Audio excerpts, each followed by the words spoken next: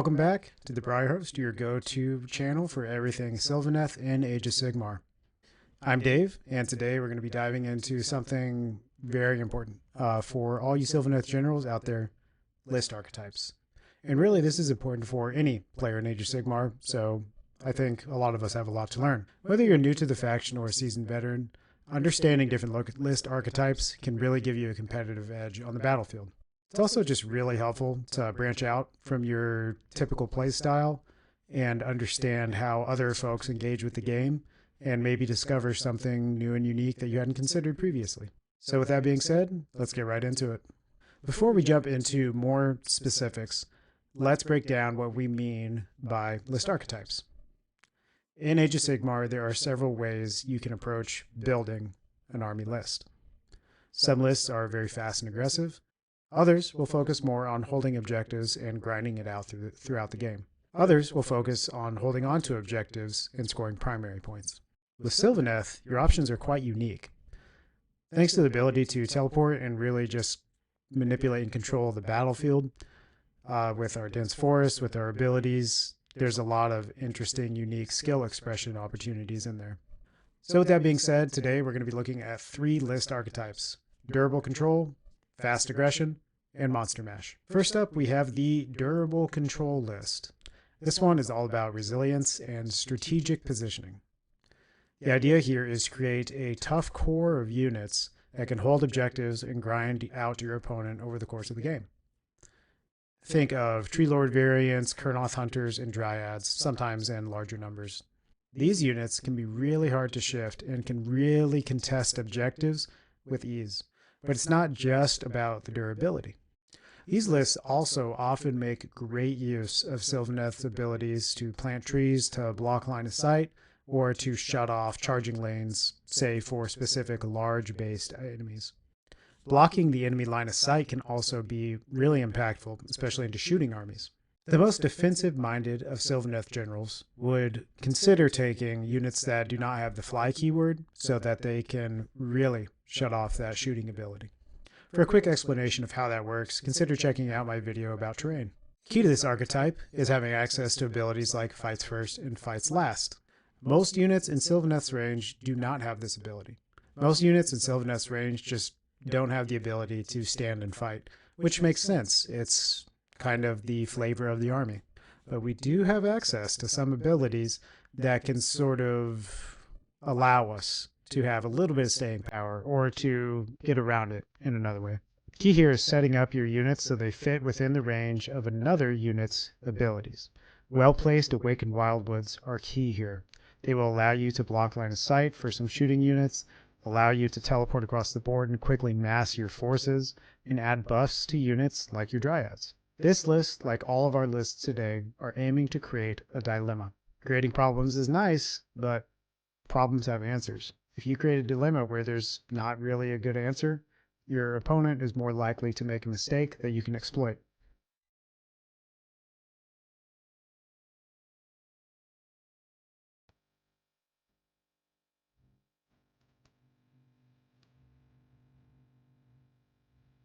Let's put on our enemy commander hat and walk through this.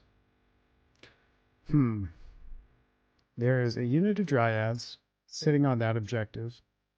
They're going to be -1 to hit, -1 to wound. Gosh, that's going to take a while to clear out. Then over here, they've got Kurnoth Scythes with a Tree Lord. So they're going to be able to potentially get Fights Last if I send my Chosen in there. And also there's a Branch Witch. I can't really shoot her off or anything because she's inside the Awakened Wildwoods. This is a dilemma. But joking aside, you're looking for combos or power pairs that are going to really make it difficult for your opponent to meaningfully engage with you. Next, we have the fast aggression archetype.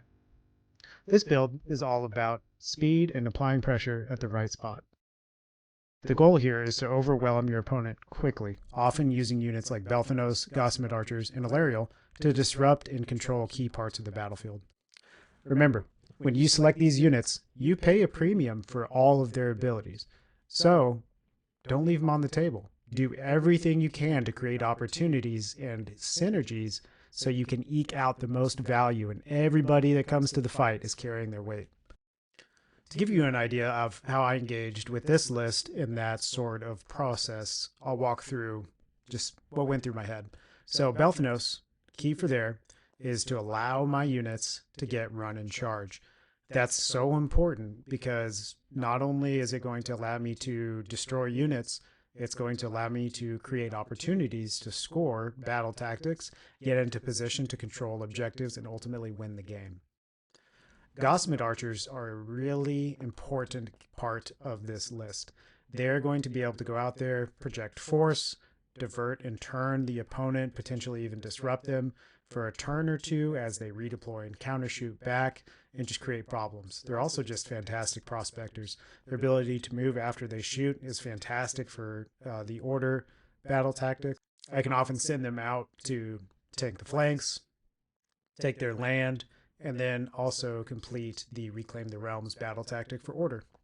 And then, of course, we have the Thigh Mommy herself, Ilariel, with the best of grippers in Age of Sigmar. Her ability to disrupt and control key parts of the battlefield makes her fantastic. She's key for several reasons. She's mobile, she has a solid damage output, and her casting abilities allow you to just create more opportunities through spells like planting another tree, buffing it with additional rend, or just straight up doing damage. With this ability to run and charge, as well as some clever power through or strike and fade moves, we can really quickly just flip the board.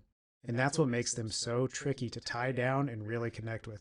Sylvaneth can just so quickly mass the totality of their forces in one localized place and then just disperse back everywhere. Ultimately, this is going to be disallowing your opponent from connecting with you in a meaningful way. A lot of times when you space out your army, your opponent is going to sometimes do the same thing. They want to be able to try to deal with the threats that you have, so they try to mirror you. When they do that, because you have such incredible mobility, this allows you to defeat them in detail. Defeat in detail is a classic warfare strategy where you have your opponent spread out and you just take bite-sized pieces of them at a time, so you have a relative advantage in these firefights. Sylvaneth armies can suddenly fly over enemy lines, do an awesome power through after combat, and just force your opponent to play on their back foot the whole game. Your goal is to inflict massive casualties at the time of your choosing. However, this list also has the ability to create scoring opportunities. Movement wins games, and it doesn't just happen in the movement phase. We have access to more movement than probably any other faction in the game. Think about your charges, your teleports, your power through, your strike and fade. Use all of these as often as you can to get yourself in a position where your opponent's threats are mitigated, and you, with your great mobility, can bring them back to bear and rinse and repeat. Finally, let's talk about the Monster Mash build. This one's near and dear to my heart. Here you're going all in on Sylvaneth's big, stompy offerings to perform a last march of the Ents. The idea is to take advantage of Sylvaneth's relatively cheap monsters and park them near Wildwoods so they can heal flat 3 damage at the end of each turn in the Lords of the Clan battle formation. This list is pretty straightforward. You're just looking to bring more monsters than your opponent has to deal with. It's kind of a stat check. It will not perform in some cases because it's a skew list. Sure, a single Spirit of Durthru might whiff and, just do no damage to a Gargant. I'm looking at you, Caleb. But what will happen if you swarm them with, 3? This is not the most viable list in a competitive sense, but it does have its uses. Higher saves and this redundancy can just make it really hard to deal with for some matchups. I'd also consider peppering in a Tree Lord Ancient and Tree Lords to get more chances at debuffing your opponent as well. So you're probably still asking, well, what's the best archetype for me? Well, prepare to be very unsatisfied, because that really just depends. It depends on your playstyle. Are you someone that likes to hold strong positions and grind out that win? Go durable control. Prefer hitting hard and fast?